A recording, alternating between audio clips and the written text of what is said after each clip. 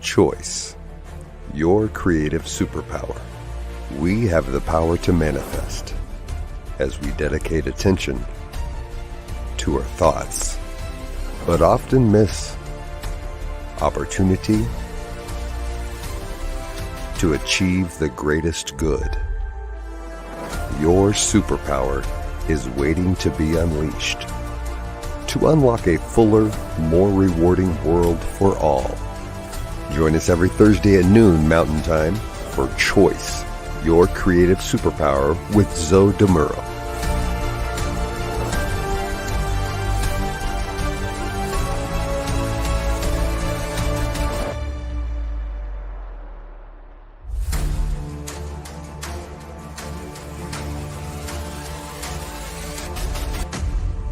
And now, here's Zoe. Folks, and welcome to the New Thought Media Network. And I am not sure if I'm on the air or not. Oh, I am on the air. Good. Sorry about that. Had some technical difficulties there. Welcome to the New Thought Media Network. My name is Zoe Muro, and I'm honored to be your host for Choice, Your Creative Superpower. Each Thursday at 11 a.m. Pacific Time, 12 noon Mountain Time, or unless I'm having technical difficulties, then we shifted a little bit.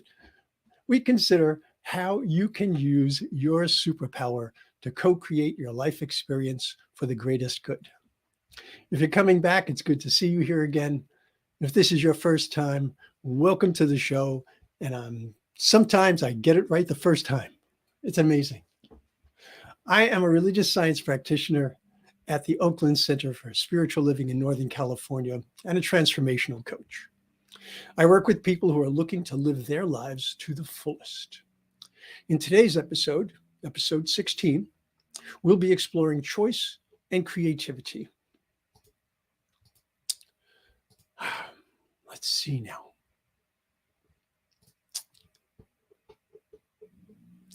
We often start off with definitions. And there's a good reason we do that, because when you look at creativity, for example, how you choose to define creativity is going to bring a very specific focus to your consideration of this topic. And in case you're wondering, yes, it is your choice as to how you define creativity. But I want to discuss, as we go through this, what the ramifications of your choice might be. So let's look at some common definitions for creativity. Let's see, the ability to create, that is, to cause to exist, to bring into being, to establish, to give rise to produce. All right. Also, another definition would be to produce through artistic or imaginative effort. You know, virtually every person I've ever heard say that they were not creative meant they felt that they were not artistic. The reality is, we are all creative. Now, I do have to say, though, that I absolutely love this next definition of creativity. Listen to this.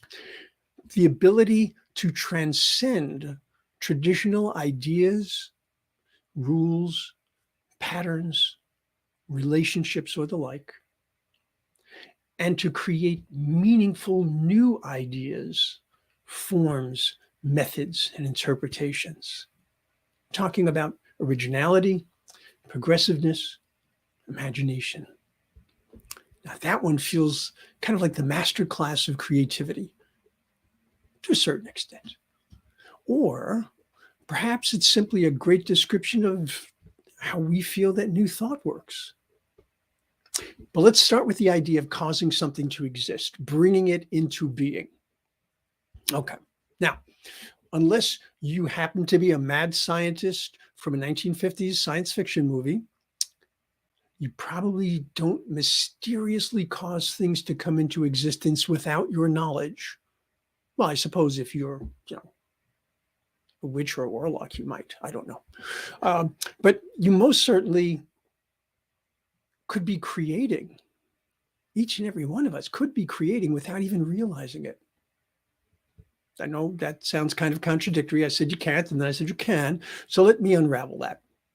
I'll give you an example. This is definitely a new thought type example. And then I'll give you another one that's more, let's call it secular, to use that term. Now, in new thought, we speak of how our thoughts can have a profound, life-changing effect on our experience of our own lives and the lives of others. The more I hold the concept of unity in my heart, in my mind, for example, the easier it is for me to see kinship and to look for similarities rather than otherness and differences, all of which makes it easier for me to choose to be loving towards someone, even if they're hardly loving towards me. By assuming the best rather than the worst, I can actually get to a better experience. That would be another way I could express that. Okay, so we have the ability to create a very different experience by what we have chosen. Here's a non-secular example. Let's say you wake up in the morning and you say, this is going to be another miserable day. There's so much to do. I just want to pull the covers over my head and say, forget it. And then you have, here's a surprise, a miserable day. Yeah, well, in both examples, a choice was being made. And in both examples, the person choosing was being creative. In the former example, an opportunity for inclusion, an opportunity for connection was created. In the latter, a limitation was placed on the day before it even began. Although odds are, you might not have even been conscious of that at all. Fortunately, not every single thought we have throughout our day is going to result in the manifestation of something in our lives, or our lives really would resemble a 1950 science fiction movie. Have you ever chosen a particular action or direction simply because you couldn't see that there was any other possibility? It's a perfect opportunity to ask yourself if you're allowing yourself to be creative, because that is a choice. And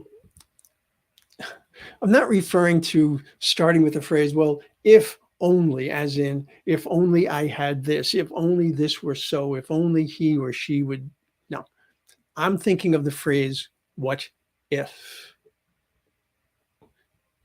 As in, what if I consider something very different? What if I look here? What if I ask that, etc.? So if only places restrictions, limitations, because we've chosen to accept only one specific outcome or circumstance or condition. Whereas what if opens us up to things we might not have considered at all. And it encourages and promotes creativity, which thereby increases our possible choices. Pretty sweet deal. Now, to be fair, we don't always recognize choice points. And if you have not listened to my broadcast before, you might not know what a choice point is. A choice point is those times in which we actually do have an opportunity to choose. I see we have a comment here. Hang on, let me check out this comment. Oh, I'll bet that's Wayne. Howdy from Calgary. Good to see you. Good to know that we're international once again.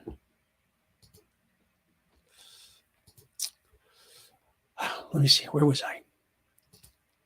Yeah. So I was talking about choice points and how we don't always recognize them because we don't necessarily recognize that there is a choice to be made. And that is one of the things that limits us in life. So let's consider this.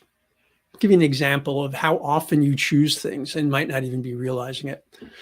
Every single time you get in the car, you make a variety of choices.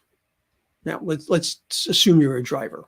If you're the driver, you choose, for example, you choose so many things. You choose how you're going to open the door, left hand or right hand. You choose which mirrors you're going to check, rear view mirror, side view mirror. You decide whether or not you're going to put your seatbelt on. Please put your seatbelt on. It's probably the law in your state. I think it's the law everywhere, but put it on anyway. Will you take local streets? Are you going to take the highway, the freeway? All of these things are choices that we make, even though we might not even consider that we are making these choices. They just sort of flow. Now, am I suggesting that you get more creative with your driving choices? Maybe. Why not?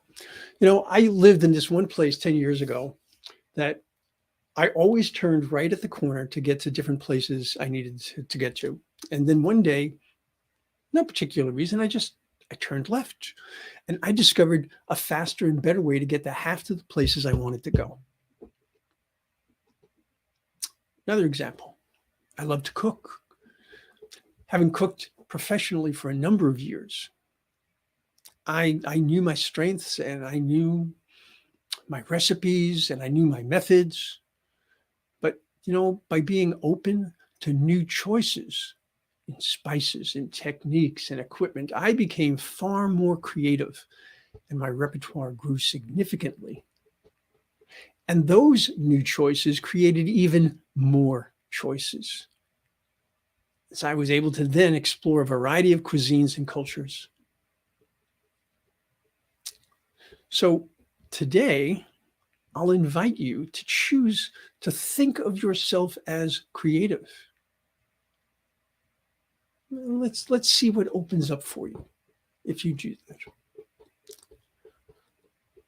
The French mathematician and theoretical scientist Henri Poincaré noted that, quote, to invent is to discern, to choose. Okay, I'll say that one again. To invent is to discern, to choose. Creativity is a living thing. It's dynamic. It can grow,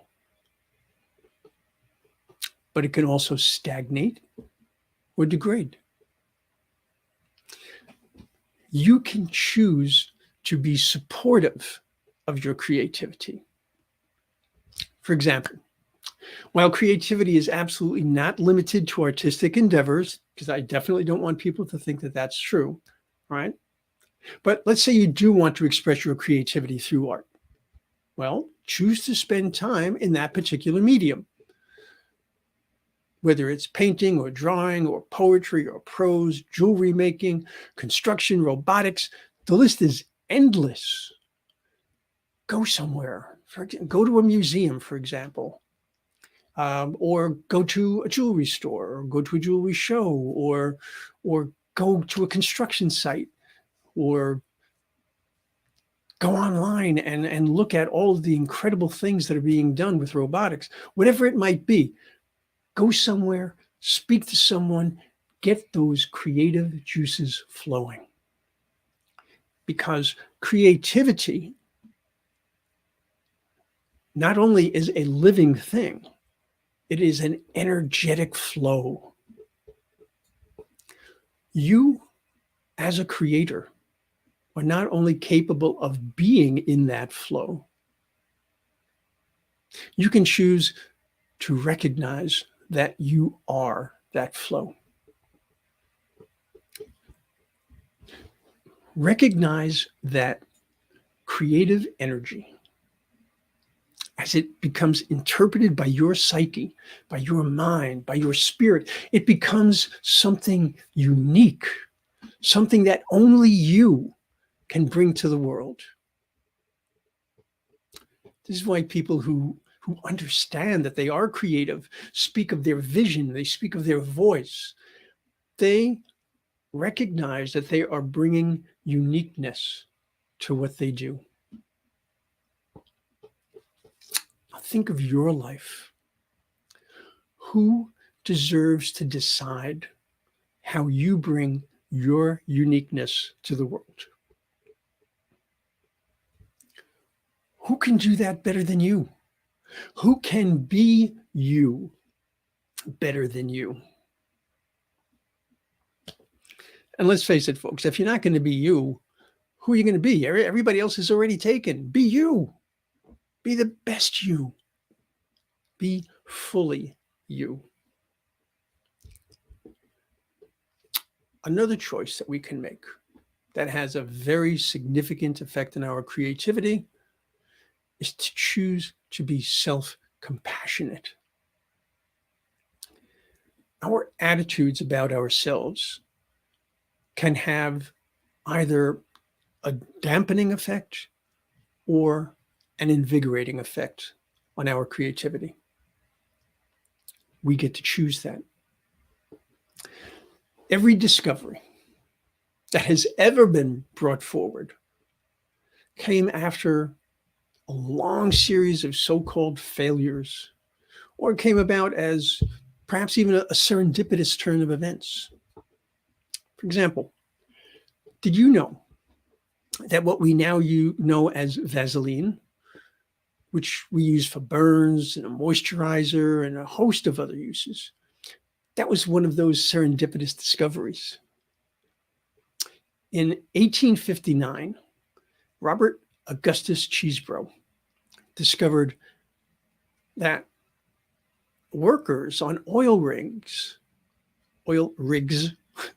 would use this gooey jelly that accumulated at the drill site to heal their wounds and burns. Voila. Clean it up, add a couple little details to it, and you have something that has been an enduring product and an extremely valuable product since 1859. It's a long time. Take the light bulb. It is reported that there were 10,000 failures to make the light bulb work.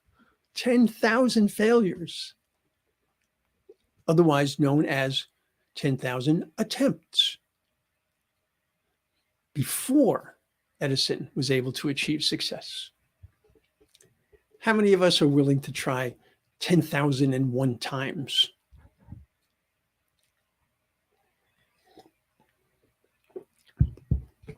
There is a Yoruba proverb that says, your failures in life come from not realizing your nearness to success when you give up. Think about it. So close. If you find that you are getting closer and closer to a goal, but you just can't seem to get past some hurdle, you just can't seem to get to where you want to be, that's not the time to quit. That's the time for creativity. That's the time to choose to find additional approaches, additional knowledge, an additional way to get into a different mindset.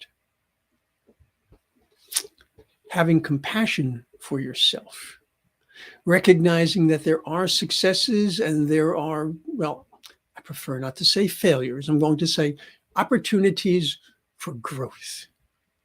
Okay, so recognizing that and then choosing to move forward and being open to possibilities. That's what turns concepts into realities. Another way that you can bolster your creative endurance. Ooh, I just coined that term. Creative endurance. That means your ability to stay in the flow of active and aware creativity.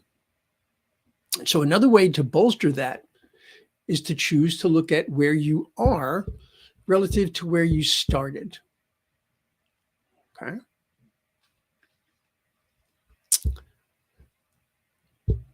Did I say that right? I didn't say that right. Let me try that again. I want you to look at where you are relative to where you started, as opposed to relative to where you want to be. There we go. That makes much more sense. Okay, where are you now? All right. Don't look at where you're trying to get to yet. Look at where you were and see how far you have come. All right, because it's easy to lose sight of how much we have achieved as we go through this experience that we call life and we co-create. And that is what we're doing here. We are co-creating, aren't we?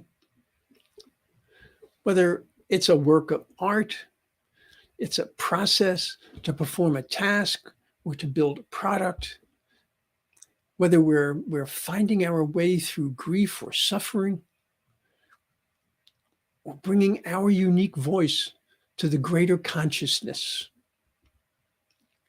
we are co-creating and learning and adjusting and growing all through our choices. If you choose to see yourself as unimportant or nothing special, consider the likelihood that you'll be jumping at the chance to offer solutions during a brainstorming session. That would be no. And that's a time of what should be free-flowing creativity. But if you sit back and say, oh, my thoughts aren't important, you get no place. Consider how choosing to see yourself that way limits you. I mean, it limits your social interactions. It limits your opportunities to become an active part of a community. It's a reluctance to relate to others or allow them to get to know you, because being fearful that if they knew the real you, they'd see there's nothing of value, which is so not true. Folks, I am aware that a number of us have had these types of judgments, these types of dismissals throughout various times in our lives. But I'm here to tell you that you get to choose to hold on to them or throw them the hell out. That's baggage, that's weight, that's a burden that you need not carry. Just as that's precious energy you need not waste. In last week's show, episode 15, I spoke about choice and self-esteem. I spoke about the importance of ensuring that your sense of self is not overwhelmed or even undermined by the judgments and the opinions of others. Your emotional state has tremendous influence on your creativity. Now, if you're wondering if I'm going to suggest that you choose your emotional state, well, not exactly. But I will say that understanding what triggered that state and then choosing whether you should address that or you can address that, well, that's your choice. And I'm not saying because you're in a particular state that you need to get out of that. There could be reasons for you to stay there and to really work into it. But I'm thinking about things like this. I'm thinking about like the labels that we collect. Oh, George is always creative, and Jeannie is the smart one, and Greta is the mechanic, and Benny is shy. I mean, these types of things start in childhood or at the family level, but we collect labels and stories and personas throughout our life. None of those may actually be who we truly are. These are things that we can choose to accept or reject. These are things we can choose to believe or refute. And those choices are acts of creation because they are creating a greater life experience for you. They're opening you up to possibilities, to opportunities. You're creating a greater and more fulfilling life experience, not only for yourself, but for all of those that you come in contact with. Think about that, being able to bring that to your family, your friends, to the world. If you find yourself continually overwhelmed by emotion, particularly anger or sadness, or to the point of rage or depression, your ability to choose to seek help becomes all the more important. When we're weighed down or blocked by emotion, our view of the world, our view of ourselves, our view of our choices, it shrinks upon itself. And we either can't see that we have choices at all, or we reject them out of hand. But here's the thing. If you've been dealing with this and you're able to recognize that this is what happens to you, there is definitely hope, because you are seeking, you're looking. Don't give up. Allow your creativity to open to possibilities. Give your spirit the support that it needs to go from that small ember within you, even if it's barely glowing, to a spark and to a flame, filling you with energy and warmth and vitality, because it's all there within you. I was very close to giving up my life several times over the years. But that small ember of hope within me was always there. And it took me the longest time to realize that I had chosen, however unconsciously, to believe that it was only a small ember. Because what I didn't realize is that that was all I could see, all I could feel during those years. I now know it was my divine self, my spirit that was within me. When my life changed, it wasn't because I made that ember bigger. I didn't have to encourage it to grow. I didn't have to become more than I was. What I had to do was clear away the doubt, the confusion, the circumstances, the grievances, the false beliefs that I had so creatively cobbled together into a seemingly impenetrable barrier. Once I started that process, it was like unearthing a magnificent structure where I thought there was only this tiny construct that poked through the surface. Kind of like we think of an iceberg, but even more extreme than that. I chose to look for, and I was able to find possibilities and capabilities I would never have thought were within me. I was able to create a very different life experience. We're going to run late today, and I don't care, because there's nobody immediately following my show. I wanted to add one more method for growing your creativity through choice, and therefore allowing you to create more choices through your creativity. And that's through learning. As important as it is to know what you know, it's certainly important to know what you don't know. And then think about if learning about what you don't know will open up your choices and enhance your creativity. If you're an aspiring artist, learning perspective brings a richness and a perception of depth that allows for truly engaging art. If you're an aspiring new thought advocate, learning to appreciate the perspectives of another person or a culture or a life experience brings a richness and a depth to your perception of yourself and allows you to truly engage one another and the world. Likewise, by understanding the way an affirmative prayer is created, our ability to align with our truth is enhanced immeasurably. So, once again, I'll invite you to take some time to choose to think of yourself as creative and ask yourself these questions. What positive thoughts did that bring up?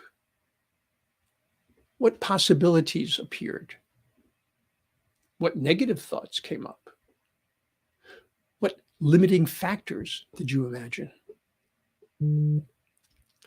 Think of your life. Think of who you are, what you bring that is uniquely you, because we are all absolutely unique. Who deserves to decide how you bring your uniqueness to the world? Your choices will enable you to write the life story that is truly yours and enable you to bring a fullness and a richness that is commensurate with your divine spirit. So, go on with your creative self. Choose well. Folks, if there's anything that you would like to share with me about your thoughts and feelings about choice and creativity, you can do so in confidence, of course. You can email me at zojimiro@gmail.com. Let me put that up. Okay. And let me see. If you have any topic that you would like to see me explore on this show, by all means, send me an email. Let me know. I want you to spend a little bit of time today, if you can, exploring the New Thought Media Network. I want to mention a few shows. For example, today at 12 noon Pacific time. That would be 1 p.m. Mountain time. Check out Finding the Joy in the Journey with the superb Reverend Gina Calvario-Kripke. At 1 p.m. Pacific time, that's 2 p.m. Mountain time, there's the Vibrant Living Hour with the ever-engaging practitioner, Ken Ludwig. Whatever it is that you're looking for, whether it's prayer or meditation, discussion, information, we've got it. And it takes time. It takes talent. And it takes treasure. So if you can go to ntmedia.org, find that donate button, help us bring all this goodness to the largest possible audience as we work to make this a world that works for everyone, that would just be superb. Folks, I look forward to seeing you again next week. Until we meet again, I want you to choose wisely and choose well. Be well. Choice, your creative superpower. We have the power to manifest as we dedicate attention to our thoughts, but often miss opportunity to achieve the greatest good. Your superpower is waiting to be unleashed to unlock a fuller, more rewarding world for all. Join us every Thursday at noon Mountain Time for Choice, your creative superpower with Zo Muro.